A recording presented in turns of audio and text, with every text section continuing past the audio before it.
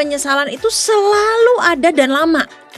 Jadi dia bukannya mencari jalan keluarnya, bukannya apa, tapi dia justru dihukum oleh perasaan bersalahnya sendiri.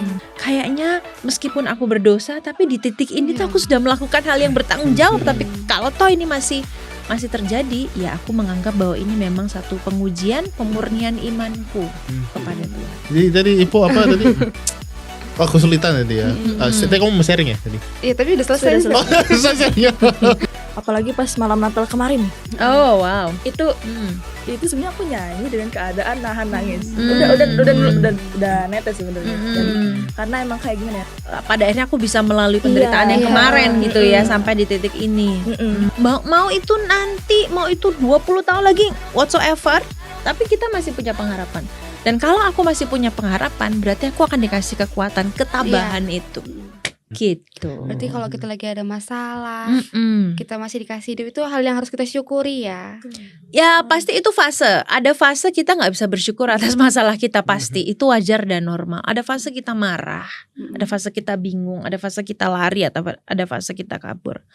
Tapi Tuhan itu maha baik. Dia punya ribuan cara untuk membuat kita tidak boleh hanyut di fase itu.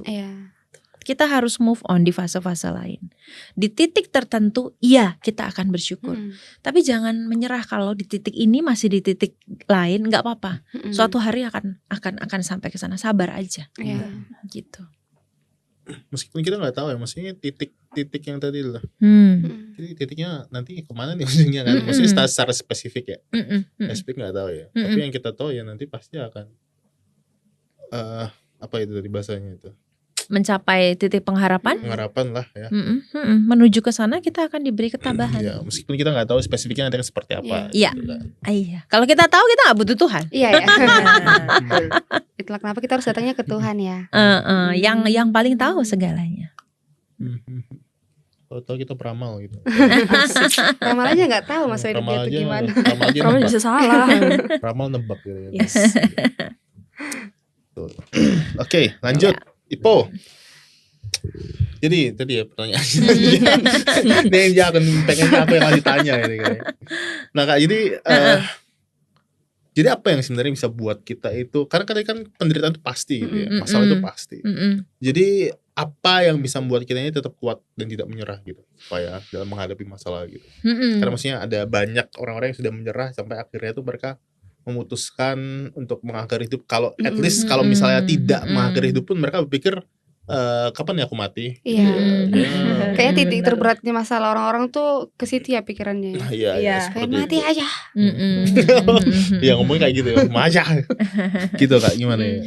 Iya, kalau mencari kebaikan di sekitar kita menjadi hal yang sangat sulit bagi orang yang baru menderita dan penderitaannya sangat berat, maka memang idealnya adalah kita yang menciptakan kebaikan itu sendiri gitu. Kadang-kadang psikologi orang yang menderita, apalagi berat, itu membuat dia merasa dia orang paling menderita di dunia ini. Padahal enggak begitu gitu ya. Iya, penderitaannya berat, tapi itu tidak memvalidasi bahwa dialah orang yang paling menderita di dunia ini gitu kan. Jadi ketika penderitaan itu berat, jangan hanya di kepompong itu.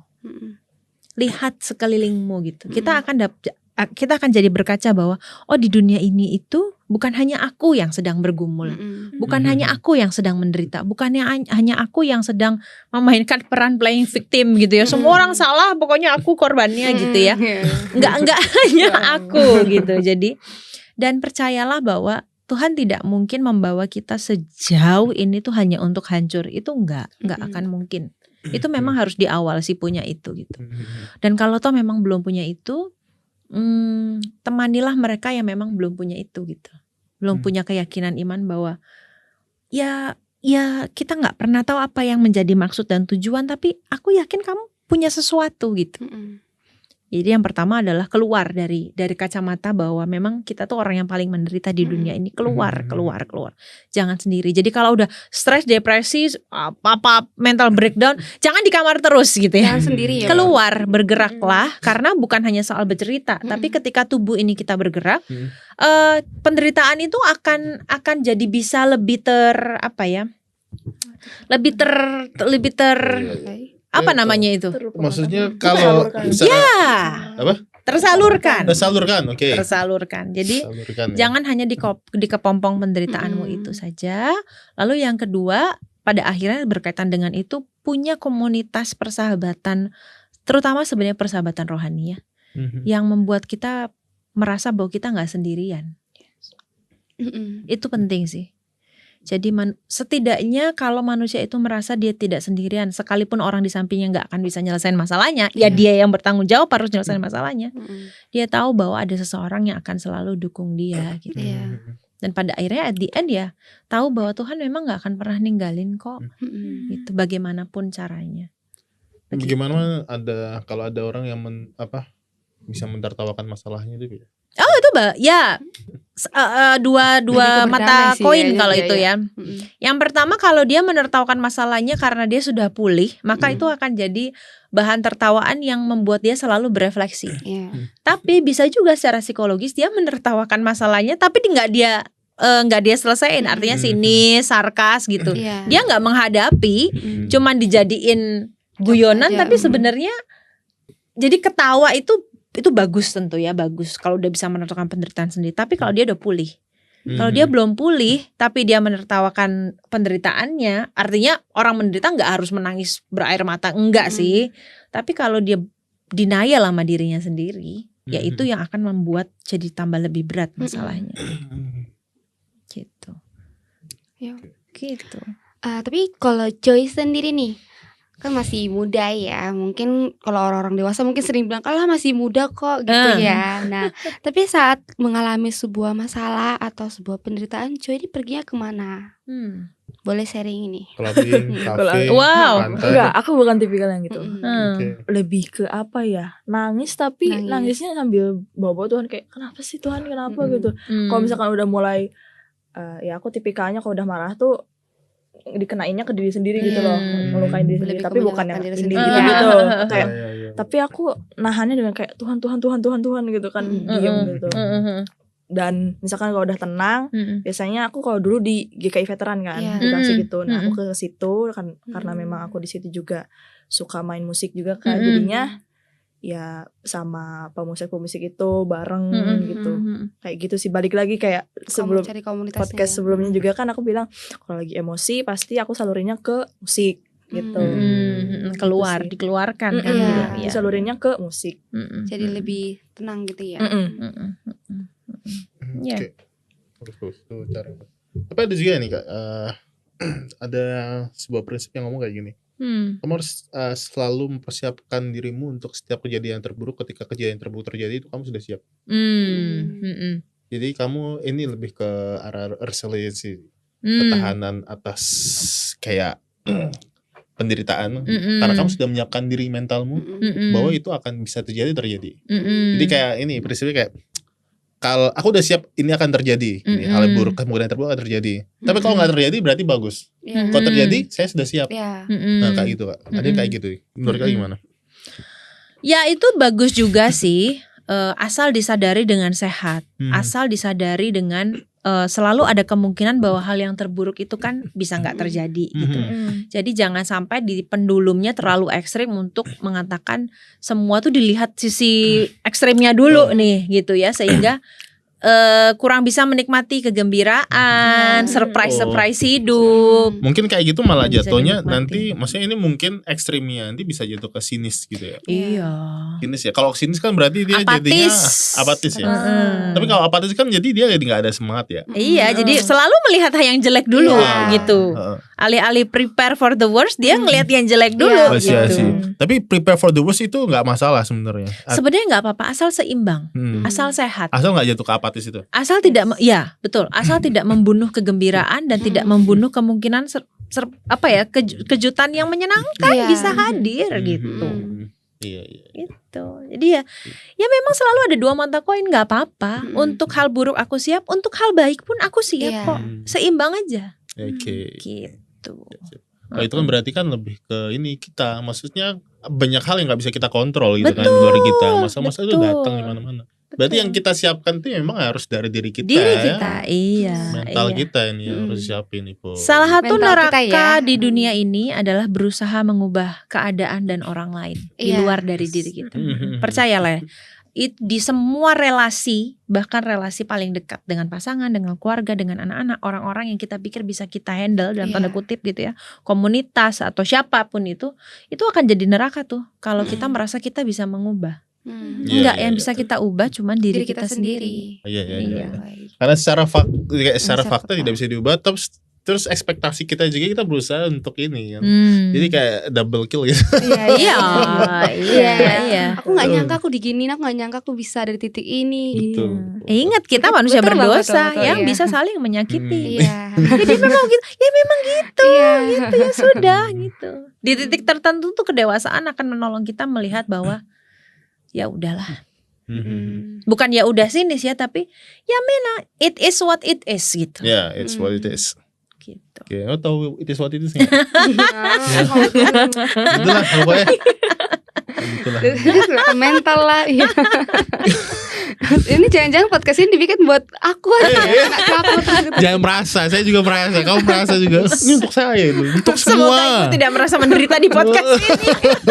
Soalnya kemarin baru cerita gitu ya. Ada lagi tipe yang mau ceritain mungkin sharing-kan. Bang, lihat dulu aku tadi udah sharing Apa? ini. Apa? Bang tadi katanya mau sharing. Sharing apa? Tadi katanya itu mau nangis dulu. Kata dulu guys, waduh. Ciri khas orang Medan kali kengar-kengar kayak gini. Kenal orang Medan yang lainnya loh. Kalau mau sharing dulu aja nggak apa-apa. Oke Joy, ada lagi yang mau sharing kan mungkin? Enggak sih. Mungkin apa kamu pernah ketika itu berhadapan dengan masa terus apa yang kamu lakukan gitu supaya kamu bisa bertahan, tetap sane? Selain musik, Tetap sih pada akhirnya musik. Tetap musik aja ya. Musik terus enggak Berarti kayak apa? gini, aku Makanya. ada satu lagu suka banget. Berserah kepada Yesus. Itu terus yang aku nyanyiin tuh pasti nyanyi itu gitu. Ambilnya Satu ambil lagu itu ya. nangis. Iya. Lagunya itu terus. Jadi kalau misalkan ada orang-orang curhat ke aku, emang puji Tuhan aku jadiin tempat curhat buat orang-orang. Itu kadang kalau misalkan dianya udah mulai fine aja, aku nyanyi lagu itu berserah kepada Yesus, dan dianya juga kayak bener juga ya gitu. Gitu. Nah ini kan ngomong soal orang lain kan. Kayak gimana Kak kalau misalnya kita didatangi dengan orang yang misalnya punya masalah, Ada gitu. masalah itu. Bagaimana kita ini? Apakah kita Meresponnya. langsung menghotbahi? waduh. Ada yang gitu kan. Nah kok harus ini, kok harus itu, salahnya itu. Kayak gitu.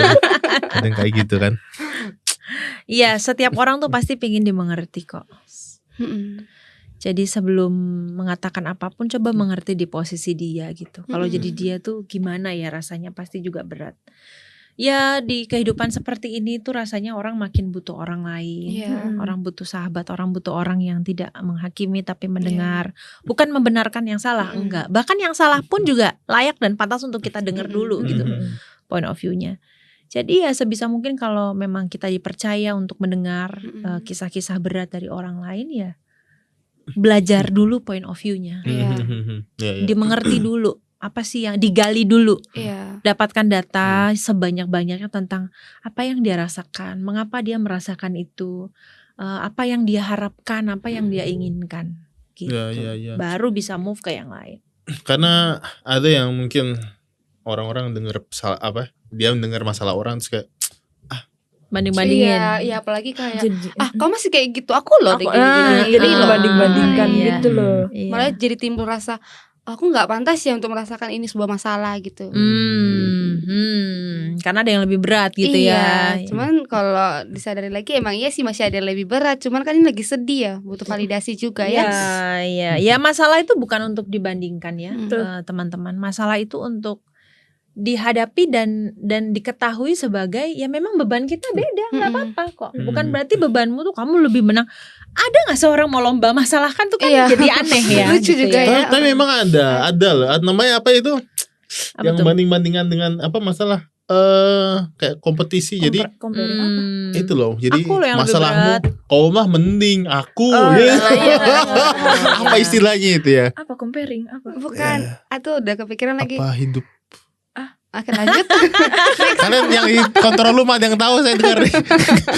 Lupa lah pokoknya. Jadi mengkomparkan lu lah mending lah gua gitu. Kayak aku datang ke Jocelyn, dia belum dengar udah lu mah enak. Padahal belum ngomong. Karena yang kita bandingkan itu masalah, bukan manusianya.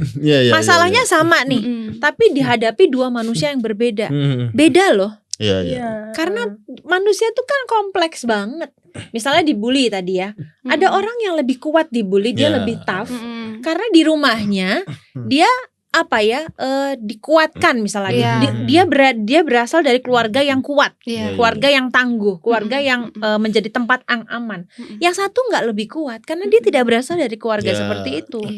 Apa ya tega kita membandingkan dari udah punya masalah dari keluarga seperti itu pula gitu. Jadi kan kalau membandingkan masalah tuh nggak ada habisnya. Tapi ini manusia yang berbeda gitu loh. Point of view-nya ya. Latar belakangnya beda, cara dia menghadapi masalah juga beda. Betul ya. Jadi jangan bandingkan.